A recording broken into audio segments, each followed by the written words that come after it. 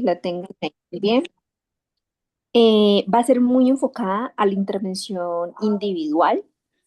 Pueden ir haciendo sus preguntas y cositas aquí en el chat. Yo voy respondiendo o simplemente levantan la manito. Ah, bueno, no la levanten porque no voy a poder verlo, porque voy a estar proyectando, pero sí pueden abrir el micrófono sin ningún problema.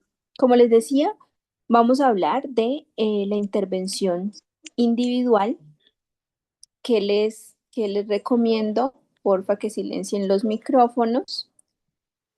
Creo que mientras yo vaya a transmitir, proyectar, no me van a ver, pero bueno, ahí vamos a hacer lo posible. Listo. Vamos a hablar de la intervención desde el trabajo social, pero con un enfoque en educación sexual. Si bien quiero aclarar esto, lo he aclarado en otros videos, pero es importante mencionarlo. Nosotros como trabajadoras y trabajadores sociales no enfatizamos en la psiquis de la persona. Eso es muy importante que lo tengan en cuenta, ¿sí?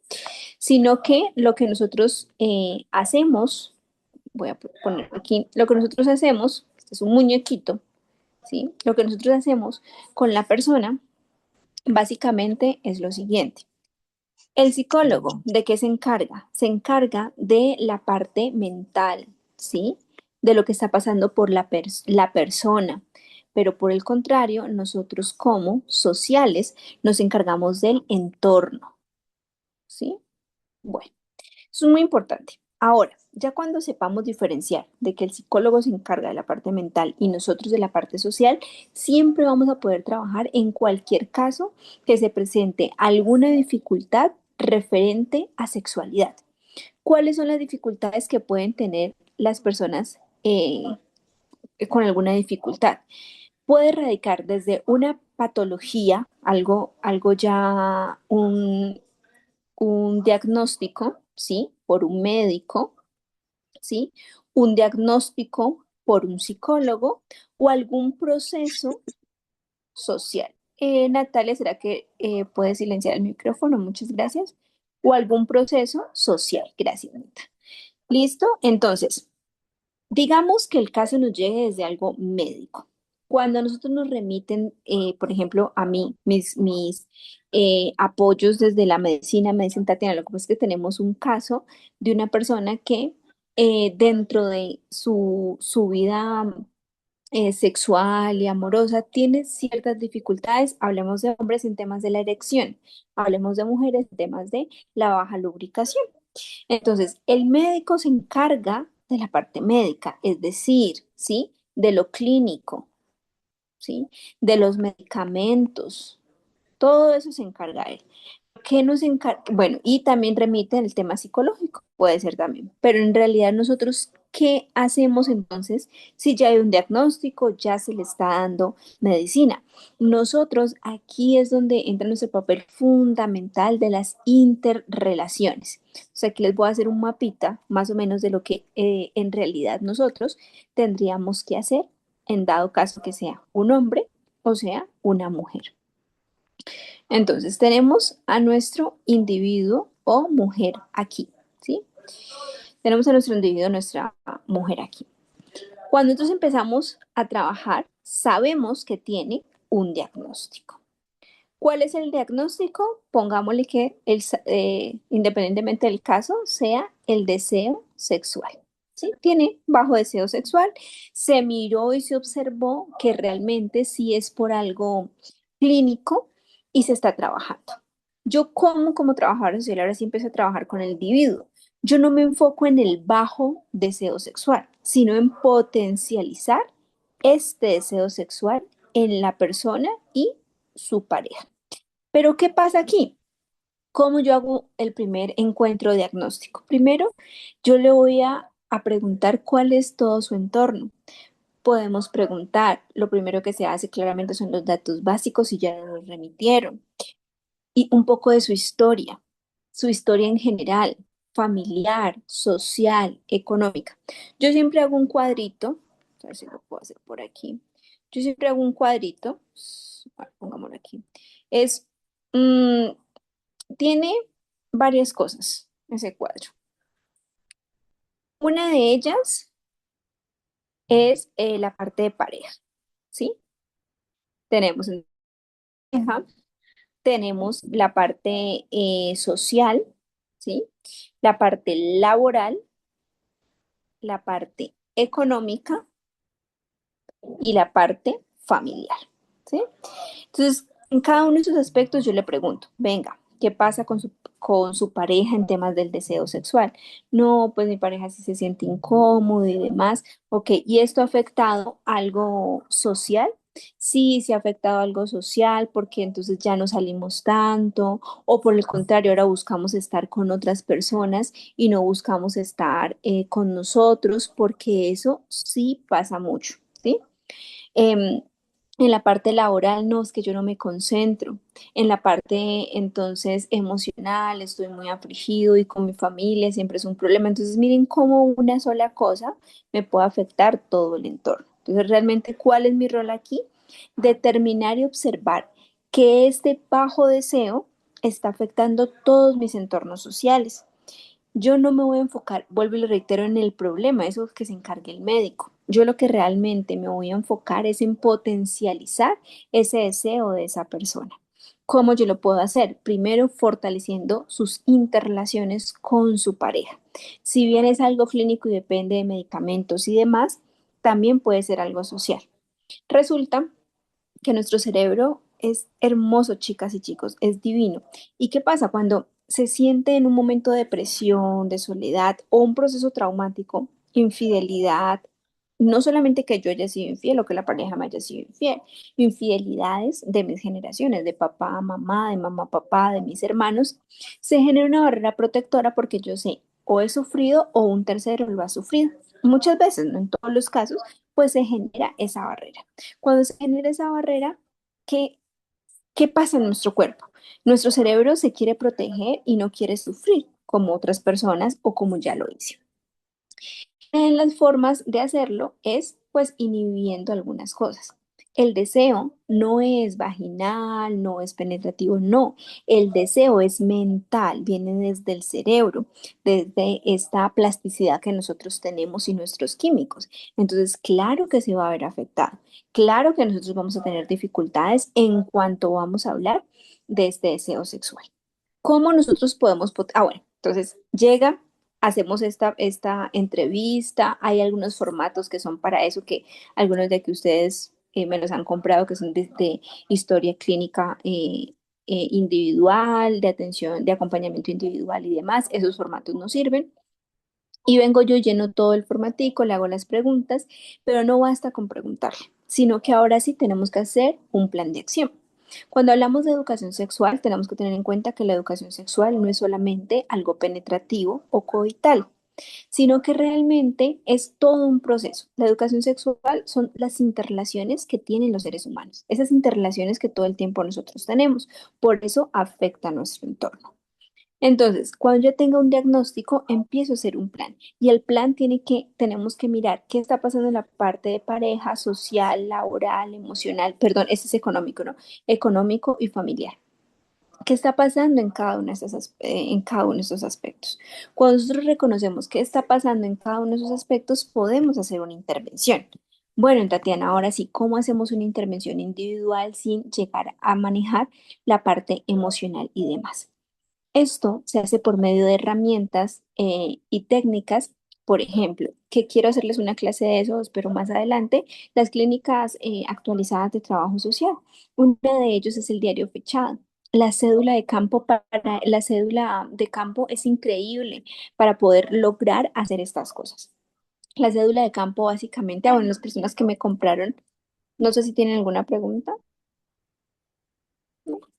Las personitas que compraron el ebook que yo les envié, que se les envió una super promo, ese ebook ahí dice esas técnicas. Y dentro desde la cédula de campo, por ejemplo, los mapas narrativos.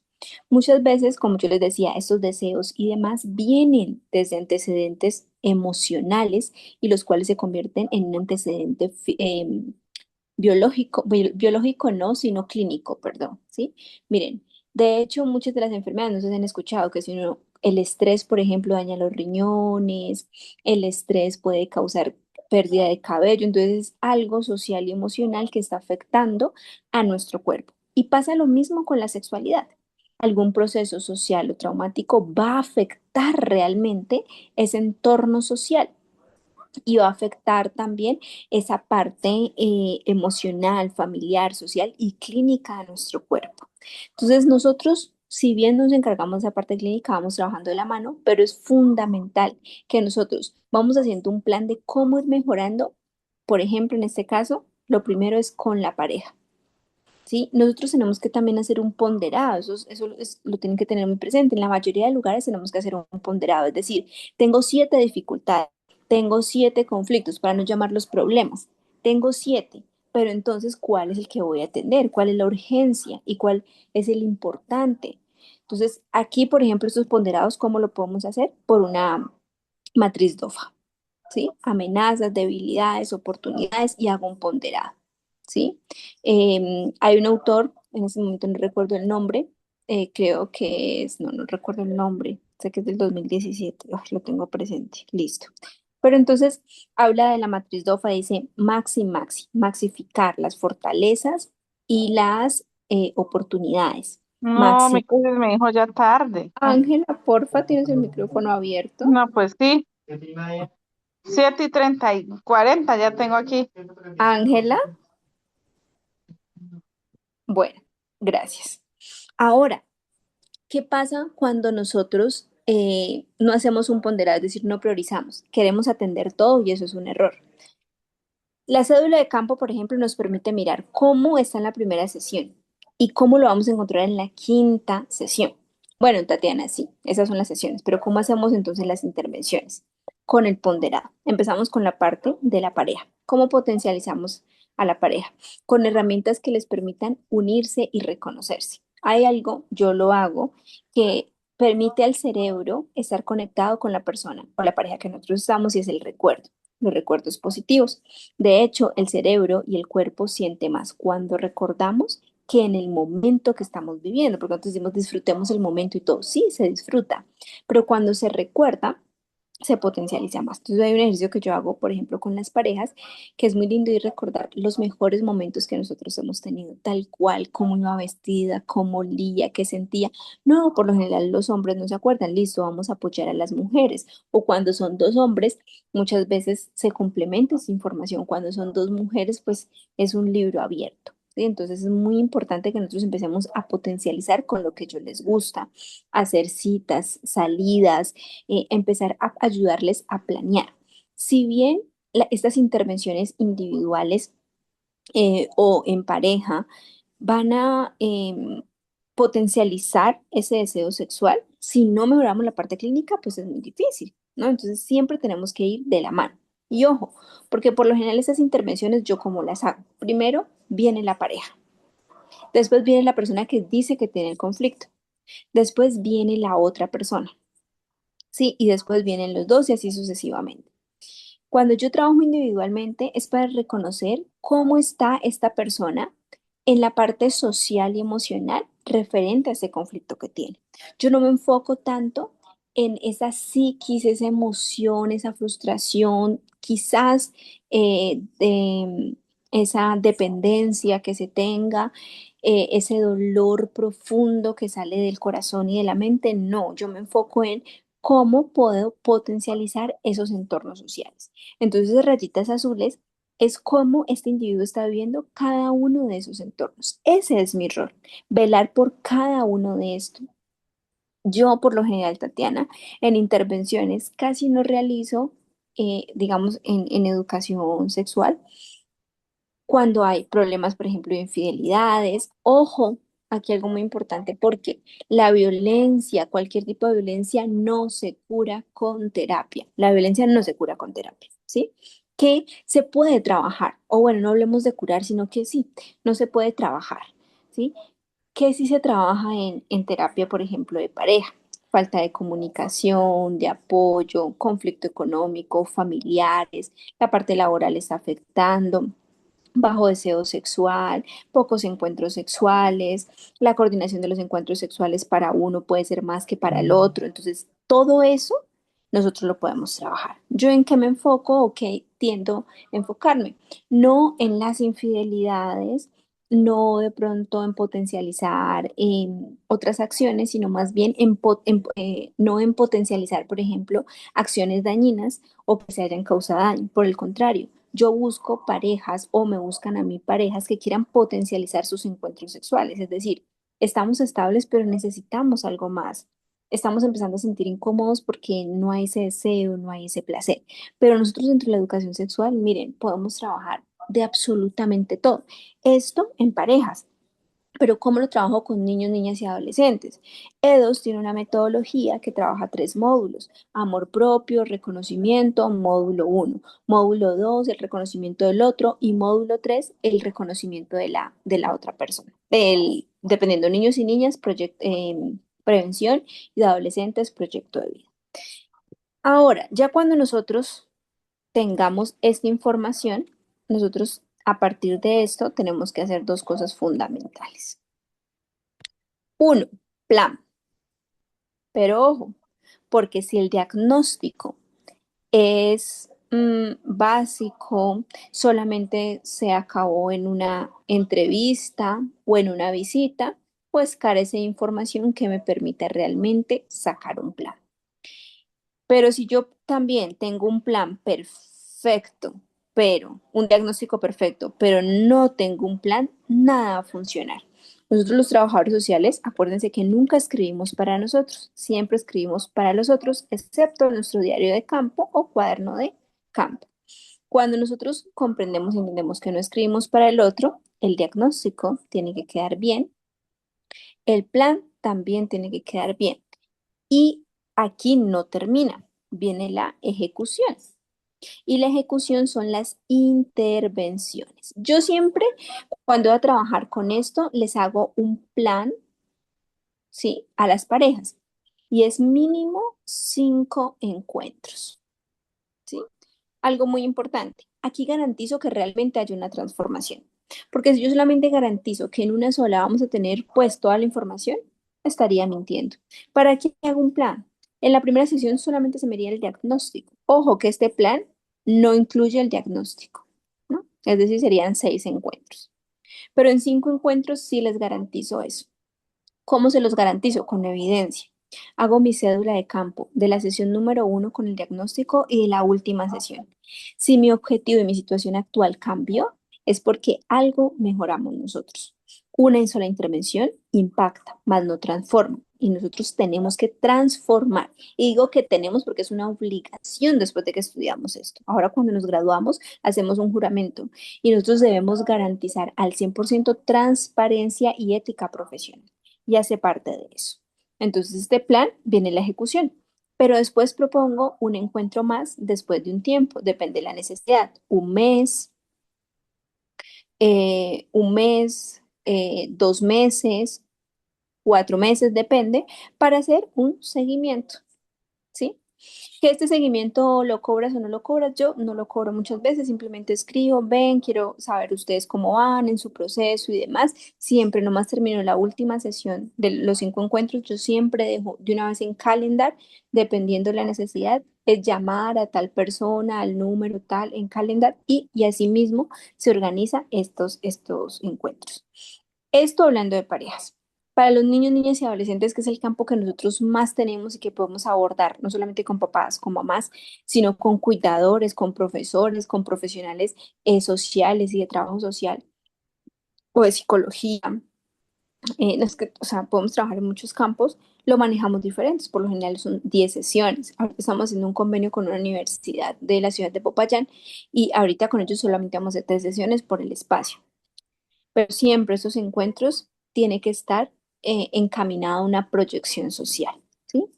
Yo no sé si hasta el momento tengan dudas ahí. Bueno, creo que por aquí hay unas preguntitas. Tatiana, en caso puedo utilizar el ecomapa es necesario utilizarlo, ¿sí? En estos casos no es como, para mí no es una opción, ni el ecomapa ni el familiograma. Es necesario. Miren, algo que pasa, y lo hablábamos en una clase que yo grabé en un en vivo que hice en YouTube, que lo pueden ir a ver. Vamos a retomar otra vez la lectura. Gracias a Dios he tenido mucho trabajo y no he podido, pero Natalia sí queda grabada. Em, Hablábamos del apego, teoría del apego. Y es tan importante conocer el familiograma y el genograma porque, imagínense, desde que nace hasta el año es la etapa más importante para definir el tema del apego. Entonces puede ser que muchos de los conflictos que en este momento tengamos amorosos, que tengamos conflictos en pareja, vengan desde que yo tengo un año. ¿Por qué? Porque yo no recibí ese cuidado y ese amor necesario y por ende yo voy a tener dificultades en la desconfianza y demás. Tatiana, nosotros como trabajadores sociales podemos trabajar el trabajo social desde la teoría del apego, claro, desde esas interrelaciones. ¿Con quiénes? Con nuestros papás. Tatiana, mis papás ya fallecieron, se puede trabajar desde esa conexión. Ojo, hay algo muy importante, por favor, que lo tengan presente y que le pasa a mis estudiantes y que a mí también me pasó al principio, y es que creemos que la persona cuando llega a nosotros nos dice, Tatiana, es que yo tengo este problema. Y nosotros, bueno, ese problema es el que vamos a trabajar. Pero cuando empezamos a profundizar y a mirar, nos damos cuenta realmente que ese no es el problema. Ese no era el problema que teníamos que trabajar. Un ejemplo de hecho, que ya lo colocaba en otros videos. Viene alguien y me dice, Tatiana, yo he tenido dificultades porque a mí mi papá me abandonó. Entonces yo empiezo a trabajar el abandono. Y yo empiezo a trabajar el abandono y hablamos del abandono y la importancia de recuperar el niño interior, de cuál sería tu papá ideal, listo. Pero la persona dice, voy 10 sesiones y me siento igual. Sigo teniendo ese rencor, ese dolor, sigo cuestionándome por qué me abandonaron. Y entonces uno como profesional dice, pero y entonces se haya hecho de todo. Claro, hicimos un mal diagnóstico. Y resulta que entonces cambiamos los papeles. Esta persona me viene y me dice, lo que pasa es que he sentido abandono. ¿Ok? Y yo empiezo a analizar, a preguntar, a mirar su pasado. Y dentro del familiograma y el genograma me doy cuenta que ella tiene 4 hermanos y que esta persona fue la última del matrimonio. Y viene y el papá se consigue otra familia y precisamente a esta última niño que está aquí, el papá se va y él vive con los hermanos mayores, con los hermanos, las hermanas o los hermanos menores, pero ella no. Entonces empezamos a indagar realmente qué se siente que ella haya sido la única o él, la única persona con la que no vivió su papá. Cuando empezamos a trabajar esto, nos damos cuenta quizás que no es que le duele el abandono, porque tuvo el amor de sus hermanos mayores, de su mamá. No le dolió el abandono. Lo que realmente le dolió es que se sentía culpable porque vivió con todos menos con esta persona. Y ahí me cambian todas mis intervenciones, porque entonces tengo que trabajar la culpabilidad. Pero el otro caso contrario que estábamos trabajando, la culpa del otro. Pero en este caso me estoy sintiendo yo culpable. Entonces, miren, son 2 casos diferentes. Pongamos un tercer caso. Viene la misma persona y me dice, Tatiana, yo quiero trabajar eso porque mi papá me abandonó y siento que es algo que yo quiero trabajar o que yo necesito trabajar. Creo que alguien tiene el micrófono abierto, que yo necesito trabajar. Marley, creo que tienes el micrófono abierto. Y entonces viene y me dice, yo siento ese dolor, ese abandono y me duele y bueno, y empezamos a trabajar y resulta que le hago una pregunta y le digo, ¿qué es ser hija de tu papá? Y el silencio entra y dice, no sé qué es ser hija de mi papá. Entonces, ahí vemos que realmente no es el abandono, es que nunca tuvo una figura. Y la cosa también cambia aquí, porque los roles deben estar establecidos. Y resulta que entonces en todo esto me doy cuenta que el rol de padre lo cumplió fue su hermana mayor. Entonces también hay que sanar esa relación, porque tu hermana debe ser tu hermana. Y aquí hablamos de algo que hablamos en una clase de genograma, creo, y de familiograma, y de la parentabilidad no correspondida. A la hermana no le correspondía ser la mamá, y hay que sanarlo. Pero a ti tampoco te correspondía decirle o interpretar que tu hermana fuera tu papá. Entonces, miren, una intervención puede ser la misma razón o entre comillas que la persona, este sujeto social, crea que vamos a trabajar, pero realmente no es así. Realmente, para eso estamos nosotros. Porque si la persona sabe que eso es, pues no sé, va a buscar herramientas, sí, ya se lo acepté. Porque lo más difícil es encontrar el meollo de la situación y trabajarlo. Por eso muchas personas duran años en terapia, años, y se siguen sintiendo iguales. Y es porque no han llegado al meollo de la situación, al dolor de la situación. Y nos pasan todas las intervenciones. Ojalá no solamente sean eso, pero nos pasen todo en nuestra vida personal, social, todo, y como profesionales también. Y ahí es donde cometemos acciones con daño. Claro, bien, porque si lleva un año conmigo, pues bien, porque yo estoy recibiendo cada vez que esta persona tenga una crisis, dinero para mí, dinero para mí, dinero para mí. Pero ¿y el cambio? ¿Y la transformación? ¿Y entonces para qué estudiamos? ¿Sí? Entonces, es fundamental que nosotros tengamos presente y en cuenta eso.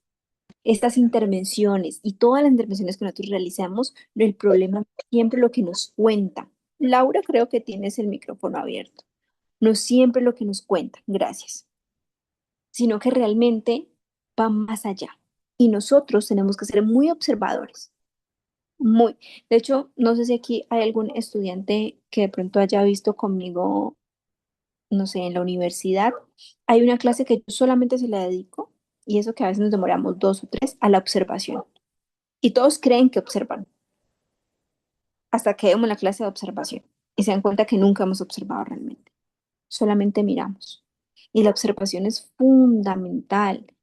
Miren, para mí los mejores espacios para observar es cuando yo voy a citas médicas, cuando yo estoy en un aeropuerto, cuando hay mucha gente, uno mira el entorno, ¿no? Ahorita estamos acostumbrados a que todo el tiempo estamos en el celular, pero los invito a que hagan ese ejercicio.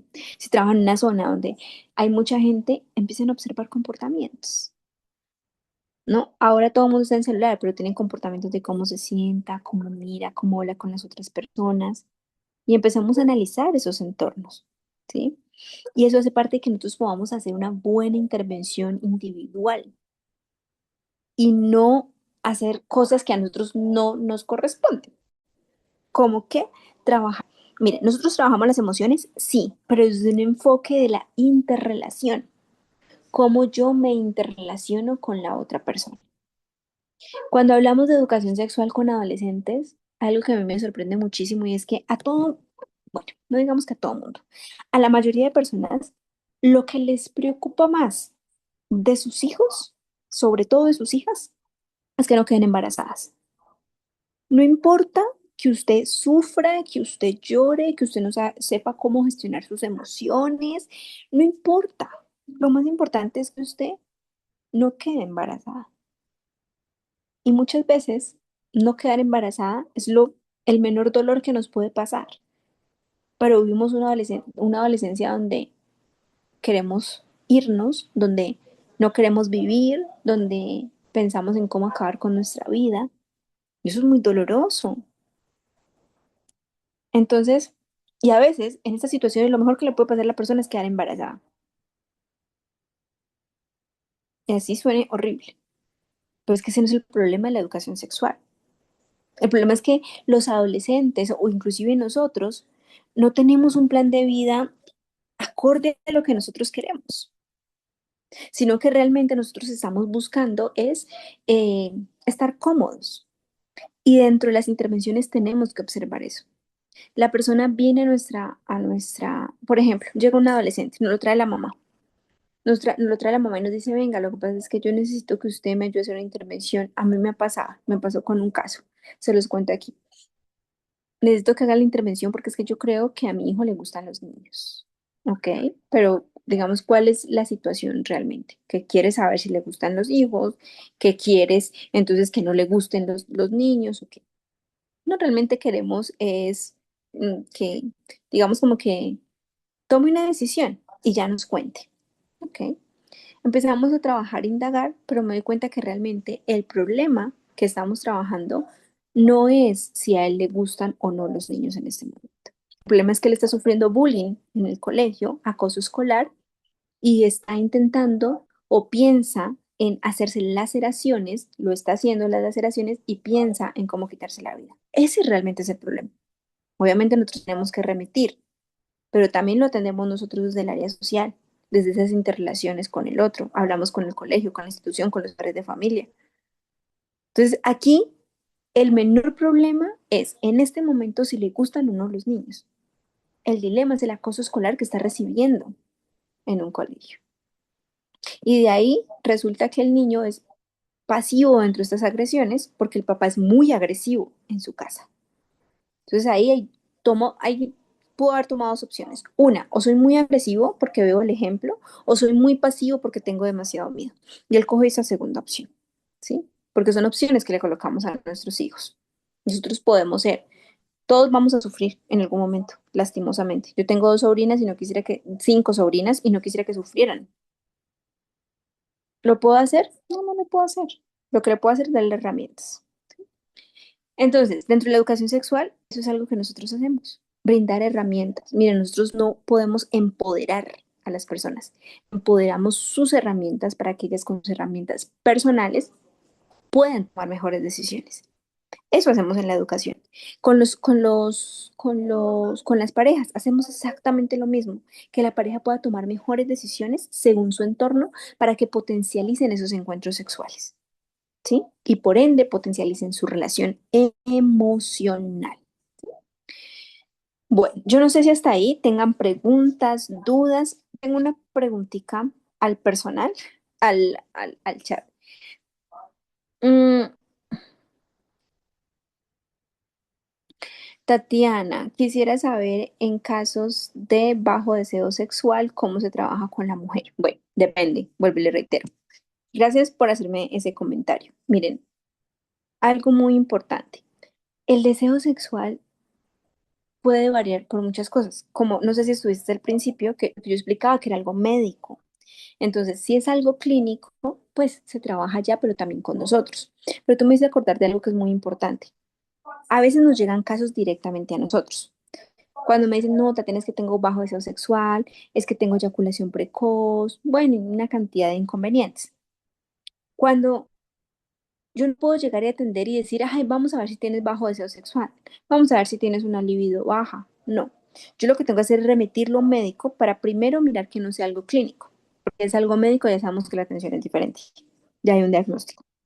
Y después también lo remitimos a psicología y trabajamos nosotros. Si no es nada clínico y no es algo de pronto que digan, no, desde la psicología no se ve algo, puede ser un proceso social traumático que ha pasado. Ejemplo, infidelidades como lo mencionamos, mías, de mi pareja o de un familiar que me ha generado dolor, ansiedad o, o de pronto ese mal sabor o incomodidad. Eso también puede generar eso. Entonces también lo tenemos que tener presente, ¿vale? Bueno, esa fue la clase de hoy. Quería que habláramos un poquito. Vamos a hacer una próxima porque esto surge para que hablemos también de otras cosas y del tema de educación sexual para niños y niñas. Hoy le enfocamos un poco más en pareja. Si ustedes tienen dudas, inquietudes, les voy a habilitar el grupo como siempre. Ahí las pueden hacer referente a intervenciones, a formatos y demás. Y también la voy a subir a YouTube. Las personas que están en YouTube, bueno, me pueden escribir en los comentarios acá abajo si tienen alguna duda o inquietud. Eh, Muchas gracias, profe, qué espacio tan enriquecedor. Mayra, con todo el amor, espero de verdad les haya servido. Se los voy a dejar, vuelvo y les reitero, nomás los subo a YouTube, se los envío para que vuelvan y lo miren. Em, en temas de literatura también tengo literatura por si les interesa, en temas de educación sexual, si bien nosotros como trabajadores sociales estamos flojitos ahí en literatura, porque casi no hablan del trabajo social dentro de la educación sexual, hasta el momento, pues estamos potencializando eso. Ojalá que ustedes también me puedan acompañar en estos procesos de sistematizar, de divulgar el trabajo social, porque para eso estamos nosotros. ¿Listo? Muchísimas gracias a todas las personas por esta media hora, por darse el tiempo, por querer aprender un poco más. Y ya saben, les voy a abrir el grupo, cualquier duda, inquietud referente a este tema o si quieren proponer otros temas, pues ahí va a estar abierto. ¿Listo? Muchísimas gracias. Feliz y bendecida noche para todos ustedes y espero verlas o verles en otra ocasión. Gracias. A ti, que estés muy bien, Ángela. Chao.